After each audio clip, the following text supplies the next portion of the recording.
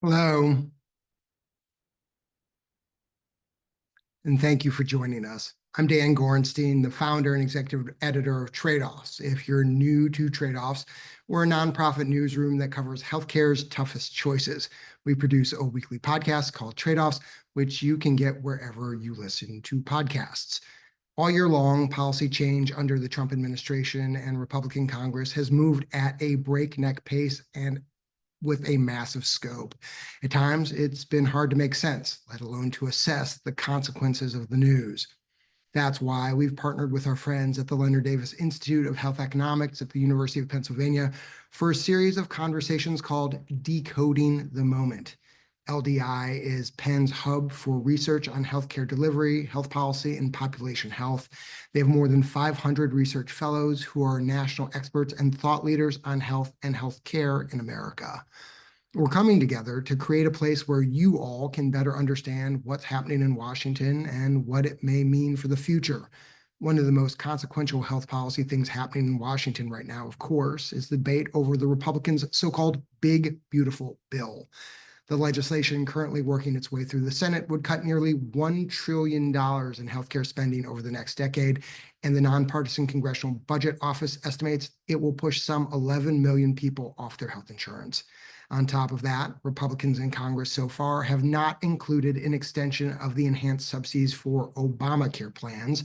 Those are set to expire at the end of the year. The CBO says that will put another 5 million people off of their private health insurance. 16 million people becoming uninsured over the next decade would be an unprecedented shock to the healthcare system, impacting states, hospitals, insurers, and of course, people. Researchers at Penn and Yale have estimated that these coverage losses and other provisions of the bill would lead to some 51,000 preventable deaths each year. 51,000 preventable deaths each year. Today, we're going to unpack why so many people are expected to lose health insurance and why that could be deadly. And I'll just note, as many of you know, the Senate this week proposed making even deeper healthcare cuts. This is obviously moving quickly, and our conversation today will be based largely on the bill that was passed by the House earlier in the month. We asked for your questions in advance, and nearly 100 of you submitted them with your registration. Thank you so much for that, and it speaks to the deep interest here and the stakes. We'll hit a handful of them over the next 40 minutes, and please talk up the other folks in the chat. We know that there's a lot of expertise on the call, and we hope that part of what we can do through these events is to help you all connect and learn from each other. To initiate that, I'd like everyone to jump into the chat now to introduce yourself with your name, what you do, and maybe what you're hoping to learn today. While you do that, I'm going to ask our three panelists to introduce themselves and talk for a second about their expertise. Rachel, please kick us off. Hey, Dan. Great to see you here. I am Rachel Werner. I am the executive director of the Leonard Davis Institute of Health Economics. I'm also a professor of medicine and a physician here at Penn. Thanks, Rachel. Eric and Aditi, please introduce yourselves. Hi, Dan. Hi, Rachel. Thanks very much for having us. My name is Eric Roberts. I'm faculty in the Division of General Internal Medicine at Penn and a health economist by training. Much of my research focuses on Medicare and Medicaid policy issues, and in particular, coverage for people who have both, known as dual eligibles. And I'm Aditi Vasan. I'm a pediatrician and health services researcher by training and an assistant professor of pediatrics here at Penn. Much of my research focuses on administrative burdens or the kind of logistical challenges that make it easier or harder for folks to access that. Thank you all for joining us for this very important, consequential conversation. As I understand the bill, the bulk of the federal savings comes from fewer people having health insurance, Medicaid in particular. Before we get into the research Eric and Rachel, you guys have done estimating the deaths those changes could lead to, let's talk a minute about why we think people will lose their Medicaid in the first place. Now, Republicans have framed this legislation as a way to rid Medicaid and to some extent the ACA of waste, fraud, and abuse. So you've got one provision, for example, that sounds perfectly benign, more frequent eligibility checks. Aditi, this is your area of expertise. Can you walk us through why, based on the evidence, a wonky reform like this will almost certainly push some people off of Medicaid? Yeah, thanks for that question, Dan. I think the evidence on this is clear. More frequent eligibility checks for a program like Medicaid create paperwork barriers that push eligible folks off coverage. Studies have found that about 1 in 10 Medicaid enrollees experience coverage gaps where they lose and then regain coverage within a year annually. And it's estimated that 70 to 90% of those coverage gaps or churn happen at the time of recertification. That's because recertification can be a confusing process for beneficiaries. People who are still eligible for Medicaid will lose coverage because they don't know how the renewal process works, they don't get a renewal notice in the mail, or they don't respond to that notice and complete the needed paperwork within the required time frame, which can be as few as 10 days. If you've ever had a stressful period where it's taken you more than 10 days to pay a bill, or you've accidentally lost something in the mail, you see how easy it can be to lose access to Medicaid. The COVID-19 pandemic provided a sort of natural experiment to allow us to study how we might reduce churn. And we saw that when Medicaid recertification was paused due to the pandemic and those administrative hurdles were removed, more children and adults stayed covered. We've also learned about the downstream benefits of staying continuously covered. In a recent study, my colleagues and I found that continuous coverage during the pandemic was associated with a decrease in unmet healthcare needs among publicly insured kids in particular. So as you said, Dan, although House Republicans have framed the bill in terms of reducing waste, fraud, and abuse, the evidence really doesn't support that claim. Most people who lose Medicaid at the time of recertification are still eligible for the program. And so conducting eligibility checks every 6 months is unlikely to reduce fraud or abuse, and is in fact very likely to both increase paperwork burdens for states who have to process recertification much more frequently and result in coverage loss for administrative reasons. And Aditi, how clear is the evidence on this? I think there's a lot of evidence. Again, we know that churn happens to 1 in 10 Medicaid beneficiaries, and most of that churn happens at the time of recertification among folks who are still eligible. Okay. So this really is not, this is not controversial. This is a widely accepted sort of fact. And the more, and then so it would stand, if you were to do eligibility checks 4 times a year as opposed to twice a year, you'd have even more what we're calling churn, people losing coverage, coming back on, back off. Exactly. We know that even with the current state of annual recertification, that's 10% of people losing coverage. So it stands to reason that if you double the frequency that folks have to recertify, that's going to be many more folks churning on and off of them. Okay. Please. Sorry to interrupt. I just wanted to sort of emphasize the excellent framework that Aditi laid out and say, like, the problem currently, without even these proposed changes, is a real one, and it really prevents people from getting care that they need. And so, just to give you an anecdote, like, there was a patient admitted to the hospital a few years ago who was uninsured.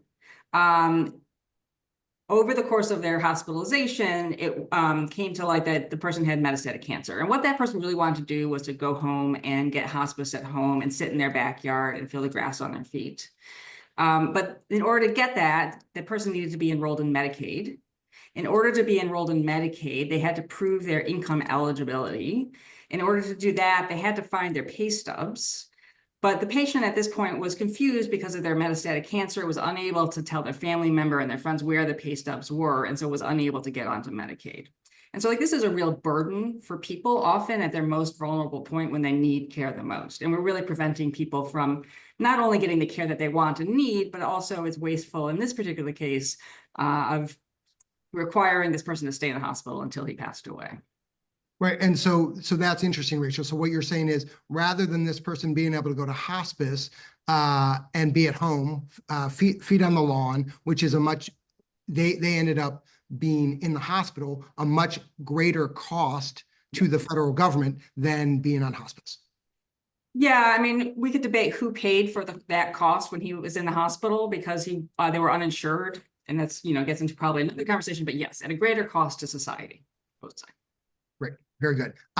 Thanks for that anecdote. And everybody, to speak into the audience here, I asked Eric and Rachel and Aditi for anytime they've got an anecdote to jump in, because I feel like it's these anecdotes. We're going to get really wonky in this conversation, and I'm sure many of you are here for that. But I also want to say it's these stories sometimes that really can be very powerful for folks. So thanks for that, Rachel. A plus. Okay, so Aditi, I want to talk about work requirements with you. Also, this sort of the same vein of like what may happen as a result of work requirements. Under the legislation, many millions of people would have to either work, look for work, be in school, or volunteer 80 hours per month to be eligible for Medicaid. A few states have tried this, including Arkansas in 2018. In just 6 months in that state, 18,000 people more lost their Medicaid coverage. What do we know about why people lost their coverage? Yeah, thanks for that question. So we know that for most of those 18,000 people, so for 85 to 90% of the folks who lost coverage loss was due to administrative or paperwork burdens, and not because they didn't meet work requirements. Almost half of all beneficiaries in survey studies didn't know about the new work requirement. And many of those who did know had trouble navigating the complex online system that the state set up for reporting their work hours. It required broadband internet access, it wasn't mobile friendly, and it actually had limited hours of operation. So there were a lot of hurdles that folks had to jump through just to report their work hours. Studies found that most people who lost coverage either were already working but couldn't navigate the reporting system, or should have been exempt from the work requirement, for example, because they were the only caregiver of a severely disabled child or had a disability that prevented them from working themselves, but couldn't navigate the system to get an exemption. Tradeoffs recently shared this really heartbreaking story of Adrian McGonigal, who's a 40-year-old worker at a chicken plant in Arkansas, who lost Medicaid coverage despite having a full-time job because he only logged his work hours once. So he knew he had to log the work hours, he navigated the reporting system, he logged them, but he didn't realize that he had to keep putting his work hours into the system every month. After Adrian failed to log his hours, he actually lost his Medicaid coverage. And when he lost coverage, he lost access to his medications and started getting sick more often, so often that he actually lost his job. And a few years later, he died of a heart attack at the age of 46, a death that potentially could have been prevented if he had had consistent access to insurance and been able to access the healthcare he needed. So I think those stories really put this in context, right? These are real people who are working and doing all the right things, who are losing coverage for administrative reasons. I think it's also important to stress that we learned from Arkansas's experience that work requirements did not increase employment. The data showed that about 92% of Medicaid insured adults are either working or qualify for exemptions like caregiving responsibility, illness, or disability. So imposing work requirements adds burdens that can be really devastating for patients' health and access to care without the benefit of actually increasing workforce participation. Thanks for the plug of the story, but also more importantly, thanks for covering so much ground in your answer, DT. I think that sometimes it can be easy to focus on one side of the equal sign when the debate is over work requirements, and that is like, should people work or should they not work? And as you pointed out, the evidence shows overwhelmingly many of these people are already working. But the piece that gets forgotten that you alluded to at the top of your answer, you talked about how the reason people lose their coverage is not because of failure to work, but because of these administrative burdens. And just to sort of put a finer point on that, the states, when we talk about administrative burdens, the states need to have a kind of infrastructure that make it easy enough, intuitive enough for people to actually sign up. Can you speak to how that might sound easy, but can you speak to like, that's actually a challenge for states? Yeah, that's exactly right. So this is a big administrative burden on states, not just on individuals, right? Because you have to set up a whole new system that allows people to report their work hours, not just once, but at the required frequency. So in Arkansas, this was every month, and folks had to log into the system. They had to be able to report and prove their work hours. And then states had to have someone, an employee at the other end, in charge of processing this reporting as it happened, identifying errors and reporting, if this person reported their hours correctly, and then troubleshooting that, either following up with the beneficiary to get them to report hours the way they were supposed to, or cutting off their coverage. So that's really a huge amount of information that states aren't currently receiving, that they have to quickly develop a system for receiving, processing, and then translating into changes in care. And so I focused on the burden for patients, which is immense, but this is also essentially an unfunded mandate to states who are going to have to put together complex administrative systems to gather and act on this data. Thanks for calling that out, the unfunded mandate. Okay, next question here. The bill also makes some changes that would make it harder for people to enroll or stay enrolled in private insurance through the Obamacare marketplaces. Things like shortening enrollment periods, limiting automatic re-enrollment, narrowing eligibility for subsidies for lawfully present immigrants.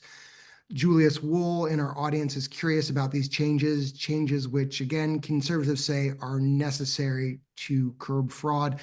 Aditi, are the same principles you talked about in Medicaid why researchers expect 3.5 to 4 million people to lose ACA coverage if this bill was passed?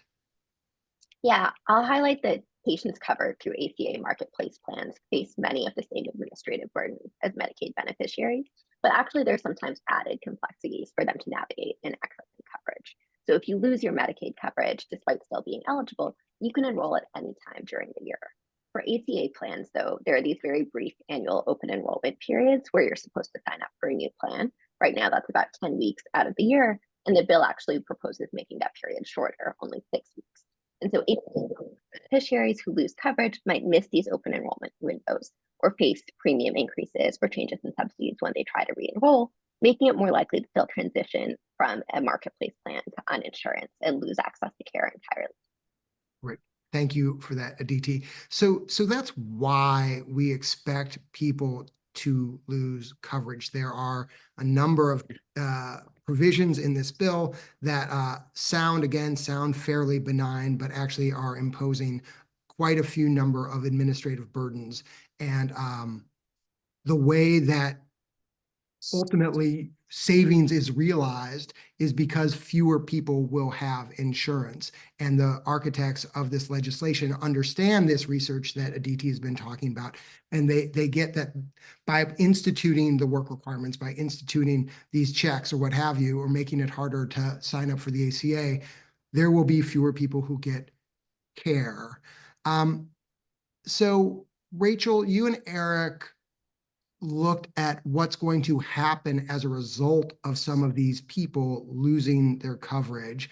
And you all worked with folks at Penn and at Yale, looking at a couple of provisions in the bill, looking at the potential mortality impacts. And let's start by talking about the people who would end up uninsured. Between provisions in this bill and not extending the Obamacare subsidies, you estimate we'll see some 20,000 preventable deaths each year. Before we talk about how you got those numbers, just a quick definition, Rachel. What does preventable deaths mean? Sure. Thanks, Dan. So it is, I think, means what it sounds like, which is, we all are going to die. It's sort of a uniform thing that we face. Some deaths are preventable if people get the right care, medical care, at the right time. And when that happens, we can prevent death or, at least delay death. Other deaths are not preventable. And so what we were interested in the work that Eric and I did with our colleagues here at Yale was to try and estimate not all deaths, but just the ones that could be prevented from Medicaid or other types of insurance. Great, thank you for that definition. So now, at a high level, can you describe, no weeds, Rachel, no weeds. Can you describe how you got to these numbers? Yes. You can, anytime you see a weed, just stop me. Will do. Okay, so let me just back up and say, so right now there are over 70 million people enrolled in Medicaid, approximately. This bill that was passed by the House would decrease enrollment in Medicaid by around 7.7 million people. That's one group.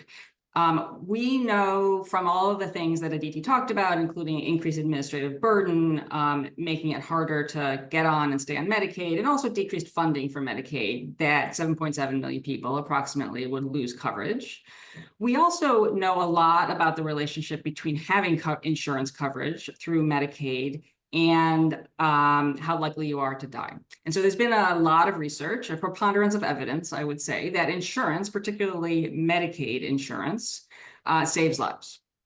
And there's a lot of different estimates out there and they range, but the Medicaid saves for every 1,000 people on Medicaid a year, it saves somewhere between 1 and 4 lives per year. So basically we basically just did the math. We said, okay, if 7.7 million people, this is actually Yale that did this math, 7.7 million people are gonna lose coverage, and we approximately know how much that is associated with death. That's going to result in around 11,000 deaths, 11,300 deaths per year. And then there's another piece of it. You said around 20,000 deaths, and so that's only 11,000 deaths. The additional piece was that it's not just about what is in this bill and the Medicaid cuts to the Medicaid program they're going to make. They've also left out some things from the bill that are very important in continuing Medicaid coverage. So just to give a little bit of background, in 2020, Congress provided subsidies for health insurance that's purchased through Obamacare. This made health insurance much more affordable for many low-income adults in this country. And it increased the number of people that are insured by probably around 15 million or so. Just to give you like a little bit of a snapshot of how important this was, it used to be that if you bought your coverage through Obamacare, only about 1/3 of those people were able to get coverage for less than $10 a month. Now, with this subsidy that's currently in place, about 80%, so over 3/4 of people can get coverage for less than $10 a month. So that really made a big difference. A lot more people were able to buy coverage through Obamacare than would have been without these subsidies. These subsidies have been extended once already. They are currently set to expire this year in 2025, and this bill that we're talking about did not include another extension of these subsidies. So the expected result of not extending these subsidies would be another 5 million people will lose coverage on top of the 7.7 million people I already talked about. And so when you add the deaths expected from those 5 million people, it's an additional 8,800 deaths. And so you get to this number of 20,000 deaths approximately. Great. Thank you for walking us. Dan, could I just jump in really quickly? I just wanted to add a little bit of context here. So Rachel's alluding to sort of 1 to 4 fewer deaths per 1,000 people. And that sounds like a small number, but on a baseline mortality rate of 2 or 3% in this population, if we were to remove coverage for people, that would lead to, in relative terms, a 15 to 20% increase in deaths that are preventable by giving that would have been prevented by giving people insurance, which is a really large number when you think about the scale of the population that's covered by these programs. The other thing I would just point out here is that in 2024, there were about 25 million Americans who were uninsured. So if you add up all of the pieces of this bill, including the failure to extend the enhanced marketplace subsidies that Rachel alluded to, you add 16 more million people to the sort of uninsured population in the US, that's a 60% increase in the number of people who are uninsured in the US. Thank you. Thanks for that number, Eric. And just a quick follow-up on that. Math can be really tricky for a lot of folks. What does that, when you say this number about 60%, what does that, in sort of layman's terms, what does that mean to you? Yeah, so that means that your family member who may be working a part-time job or a job that doesn't offer employer-sponsored insurance has to make the painful choice between paying a much higher premium or going without insurance. And without insurance, that may mean they go without seeing their doctor or their dentist. It may mean that for those of us who are struggling with substance use disorders like opioid use disorder, it's not getting treatment for that disorder, and potentially risking health complications and ultimately mortality from that. It could even be children who are affected. We know there's good evidence from research that when parents don't have access to health insurance and health care, their children are more likely to go without, even if those children have health insurance. This is sort of an ecosystem, and if you pull health insurance out from parts of it, there can be waterfall effects that are felt throughout families and communities. Thanks. Thank you for that.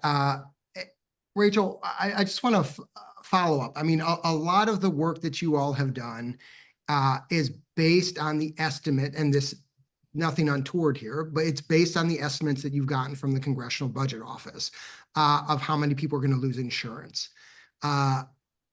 In other words, estimates are a really nice word for, it's a fancy word for guesses, educated guesses, but guesses. And some experts, particularly conservatives, have pointed out that the CBO can get things wrong, as one would expect from projecting impacts of complex legislation. How confident are you in these estimates from not the CBO estimates, but your own estimates? And knowing that they're built on these estimates from the CBO, how should we think about them? How should we sort of like take them both with a grain of salt and take them seriously in your own mind as a researcher? Yeah, I mean, so these, as you said, these are just estimates. And sometimes we call these back of the envelope calculations because we're sort of like quickly trying to understand how to put the numbers together to provide a summary number. I am pretty confident that we are in the ballpark. And there's a few reasons that I am confident. One is that there have been other groups that have done the same sort of exercise we have, but using a different approach and slightly different numbers that have come up with very similar estimates of the number of people who will die when disenrolled in Medicaid. And so, for example, there's an article that just came out on Monday in the Annals of Internal Medicine that went through the same basic exercise. They found a range of estimates from about 8,000 to 24,000. So we're like sort of at the low end of that range, which is reassuring to us. The other thing I think about is that, as you said, the CBO numbers are imperfect. They are also estimates, and there's a lot of things you have to assume to make those estimates. I think that the CBO may be underestimating the number of people who are losing insurance. There's a couple of reasons I think that.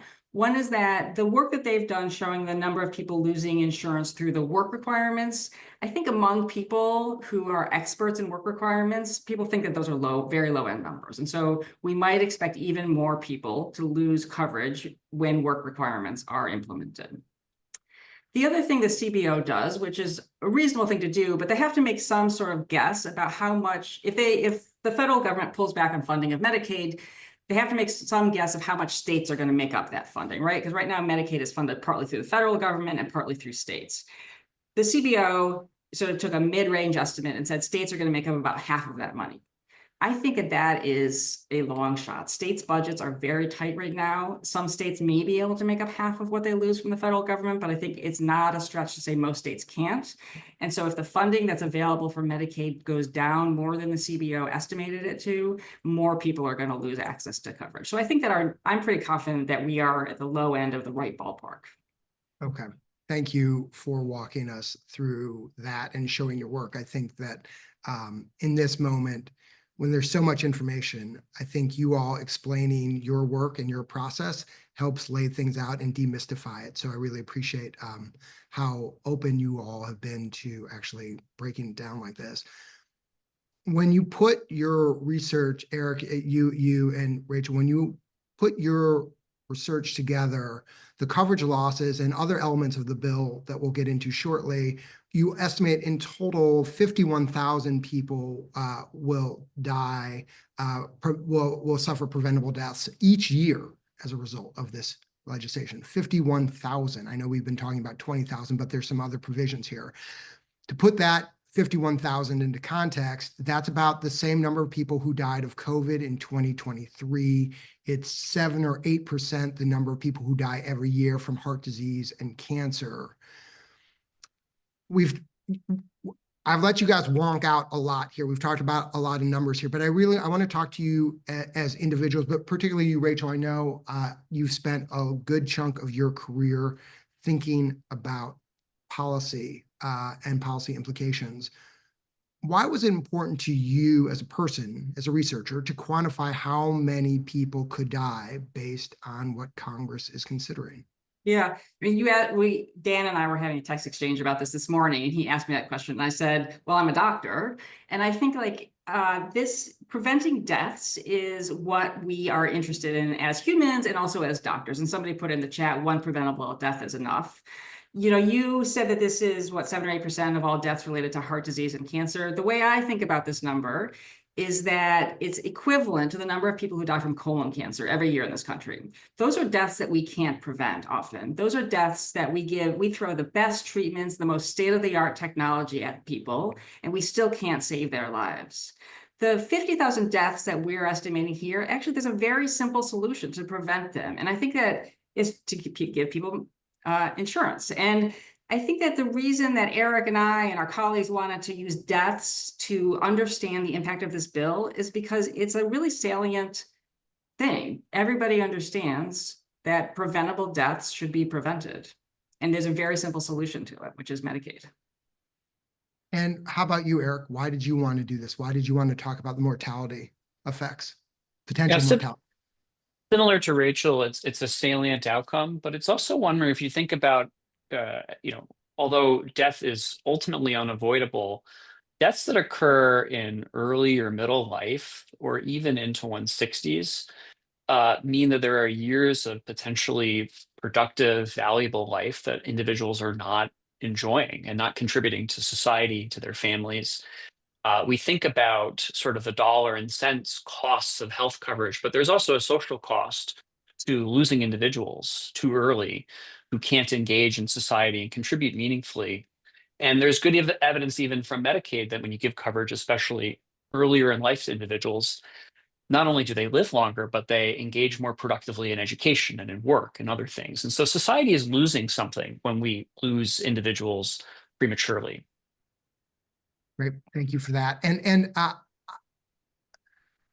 Eric, a question for you. You know, we've talked to conservative health economists in our reporting over the past several months who question the value of Medicaid for improving health and even say that we lack good evidence that having health insurance improves people's health.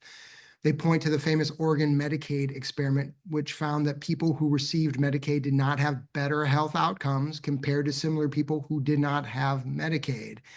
At its core, your analysis relies on the idea that going without insurance can be deadly. Can you give us a short history of how the research has evolved since Amy Finkelstein and Kate Baker released that paper however many years ago? Yeah, so we're coming up on probably the 12th anniversary of the Oregon health insurance study, and I think if you had polled health economists around that time or in a window of that time, the consensus would have been that maybe health insurance improves health, but the jury was still out. Now the answer is an unequivocal yes, and the unequivocal yes arises from a body of evidence that has built up from multiple independent studies that have looked at the Affordable Care Act Medicaid expansion as a natural experiment, efforts to enroll people in marketplace coverage, effects of gaining Medicare when people turn 65, and the consistent theme across these studies that has developed in the last 15 years is that health insurance has widespread benefits for health and saves lives. And the reasons are pretty intuitive and are borne out in the evidence. You know, getting someone insurance allows them to get screened for diseases like cancer. It's a major source of providing people with treatment for the opioid epidemic that this country has wrestled with. It allows people to get medications to manage their chronic conditions. And so if you suddenly pull back all those resources that have been allowing people to get the care they need, the evidence is very clear now that we will lose lives. Yeah.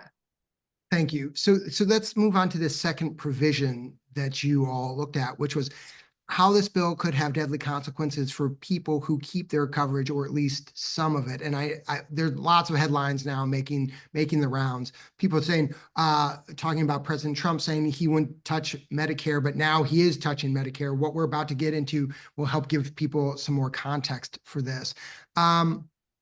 Several folks in the audience, including Judy Straight-Jones, asked how the bill could impact Medicare. Here's the background that's helpful. So, Eric, you looked at the 13 million Americans who are eligible for both Medicare and Medicaid. These are people who have low incomes and are also either disabled or over 65. Some of those 13 million people check all three of those boxes. These folks are called the duals, or the dually eligible, because they are enrolled in both federal programs, Medicare and Medicaid. And those people, the duals, get extra help from Medicaid to pay for their prescriptions, about $6,000 a year on average. Now, and I realize we're going, you guys are sticking with me here. I appreciate it. And I'm talking to you in the audience here. I know the panelists are with me. The Biden administration now passed a rule that was intended to make it easier for people on Medicare to sign up for Medicaid. Eric, not talking about your research, just talking about the Biden administration move here. What was the problem the administration was trying to solve with this fix? So the problem was red tape in its essence. Older adults and people with disabilities had an onerous Medicaid application and renewal process. So unlike working age adults who needed to just show proof of income, older adults needed to go through a more complex income and asset test, and it requires individuals to itemize their assets. I have a family member who is a dually eligible individual, and I looked at his Medicaid re-enrollment form, and it was 17 pages long. And you can imagine that for older adults who may lack social support or other resources, many of whom might be suffering from memory decline, this kind of application complexity just makes it harder for people to enroll in Medicaid benefits that they actually qualify for. And we know from research that only about half of low-income Medicare beneficiaries who qualify for Medicaid actually are enrolled. And so the point of these rules was to lessen that burden so that more eligible people could receive benefits for which they are eligible. Thank you. And one of the small changes nestled into the massive bill, right, is a provision that would delay implementing that rule that you just outlined until 2035. The CBO estimates that will lead to 1.3+ million people, fewer Medicare beneficiaries being able to access Medicaid. Based on your research, what's the fallout from that? 1.3 million fewer Medicare beneficiaries being able to access Medicaid. Yeah, so there's a number of consequences. First is that those individuals are likely to have much higher out-of-pocket costs when they go to get services covered by Medicare. For dually eligible individuals, Medicaid covers copays when you go to the doctor or the hospital. And so a doctor's office visit that you normally wouldn't have to pay for with Medicaid, you might have a $20 or $30 copay. For an individual in this population where most have incomes less than $15,000 per year, these kind of copays add up and they're financially burdensome. Another consequence of losing Medicaid or going without is that individuals don't get help with their prescription drug costs. And in recent research that Rachel and I did, we found that individuals who don't get help with their drug costs because they don't have Medicaid are more likely to die. And that increase in deaths ranged in our estimates from about 4 to 22%, depending on the sickness of individuals and the types of drugs they were using. And I just really want to be concrete about this so we sort of get to sort of the personal level and away from sort of the abstract level. Think about an individual who is taking an inhaler to manage their asthma or chronic obstructive pulmonary disease. About 1 in 6 people on Medicare has a chronic lung disease, so this is pretty common. The typical out-of-pocket cost for an inhaler can range from $30 to upwards of $100 each time someone fills that prescription. When they get help with their drug costs, that out-of-pocket cost is capped at no more than $10 per fill. So imagine a person going to the pharmacy used to paying $10 to refill a medication, and now they're being asked to pay $100 to fill an inhaler. It's very likely that this person is not going to be able to afford to make this copay. And so they face this kind of heartbreaking choice potentially between filling medications they need or going without to pay for other necessities. And this is one of the reasons why we find really strong and sizable mortality effects of not having Medicaid coverage in this population. Thanks, Eric. And Rachel, did you want to jump in before I ask? I wanted to add one thing about Eric's research and why it's so important, which is that you brought up the conservative voices who doubt the relationship between insurance and mortality. And I think part of what Eric's research does is explains why there is a strong relationship between insurance and mortality. It's because when people don't have access to their drug coverage or their drugs, they die. And so I think it's really important, in part because it just helps us explain why Medicaid is so important. What you're saying, I think, Rachel, there is like, it's not only just sort of this idea that insurance is important, but it shows us more of almost a causal link. Yeah. And would you say, Rachel, in your mind, over the last, since the Oregon Medicaid experiment, that's becoming clearer and clearer and clearer? We're understanding the mechanism of why this is working? Yeah, I mean, I would say that I am super confident about the relationship between mortality and insurance, and that insurance prevents death. I think we are starting to understand more about why that is true. Part of it's medications, part of it's sort of the economic spillovers of having these benefits. I was about to get very wonky on you, so I'll just leave it there. Thank you for catching yourself. So there are two final questions. I know we have about 2 minutes left. And for those, we're going to get to both of these questions. And I hope most of you all stick around. This has been an amazing conversation. Rachel, there's a last piece of this analysis that you and Eric did that looks at another delayed Biden rule. This one, more people probably know about. It's a rule that would increase the required staffing at nursing homes. The Republican bill would also delay this from going into effect until 2035. You estimated this would lead to 13,000 extra deaths a year. Quickly, can you explain why? Yeah, so this was work I did with Norma Coe. There has been a long body of evidence showing that nursing home staff save lives. And so we have chronically had a nursing home system that has been had many prominent examples of quality concerns. One of the approaches to fixing it is to increase nurse staffing levels. The Biden administration issued a rule to increase the minimum staffing levels. When the pushback started, which was almost immediately about a year ago, Norma and I wanted to help the public understand why this was so important. And so we estimated the number of people, given the current level of staffing within the United States and the known relationship between staffing and mortality, in a similar way, we were able to estimate the number of people who would die if this mandate wasn't put in place.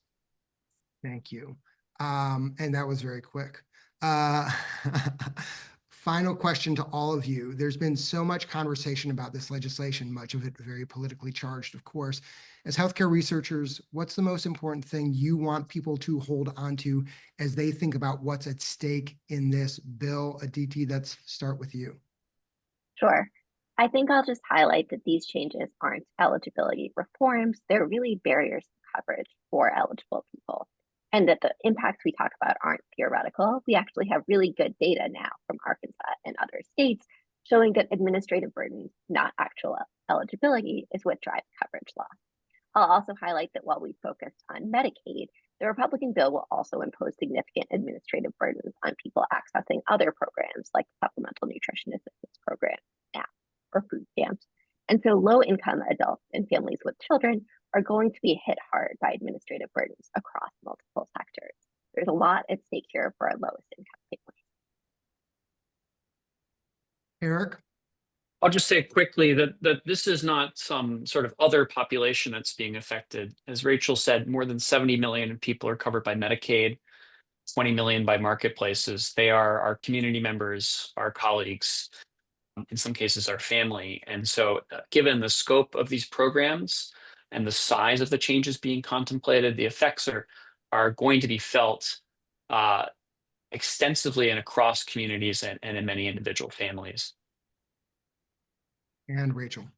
So I would just like +1 on both Eric and Aditi's points. Medicaid touches like millions of people in the United States. 2/3 of people report knowing someone who has received benefits through Medicaid. And for half of the people in the country, 1 in 2 people have a family member or themselves who have received Medicaid. And so these administrative burdens, which the administration is selling as no major changes to the Medicaid program, create real barriers to enrollment. And it's not just the dollars and cents that they're trying to save. It's really going to cost human lives at the end of the day. And so I think that is the take home. Great. And I'm going to share one, and I'm just quoting you back, Rachel. There are deaths that we cannot prevent. There are deaths that we can prevent. And we have a solution to those. And it's simple. And it's giving people insurance. Okay, with that, I want to thank the three of you. This is a moment when I wish we were all in person and you could hear the applause, because I can feel the applause from folks. And I want to I want to just share one or two takeaways here. Evidence shows that adding more Medicaid paperwork leads to people to lose coverage, and most people are still eligible, suggesting it will not reduce fraud and abuse. There is pretty strong evidence showing that health insurance, in particular Medicaid, saves people's lives.